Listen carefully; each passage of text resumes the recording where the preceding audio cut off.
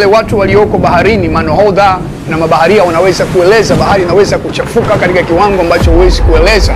Ni kwa sababu ina viumbe ambavyo, moja ya kiumbe wa kutisha ni kiumbe ambaye anaitwa joka, Lewiathan. Bahari imekuwa ni kama jela yake. Anahitimisha katika ile Ayubu 41 mstari wa 34.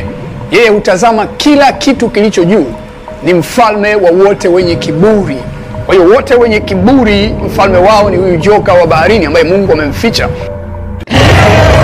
Moja ya viumbe ambavyo Mungu aliviumba, nataka tuviangalie katika namna ya mtiririko mzuri. Ibilisi au Lucifer aliumbwa katika uzuri wa ajabu. Tafsiri hasa ya neno Lucifer sio nyota ya asubuhi, kwa sababu nyota ya asubuhi ni Yesu Kristo mwenyewe, ambaye yeye ni mwana wa Mungu na yeye ndiye nuru yenyewe.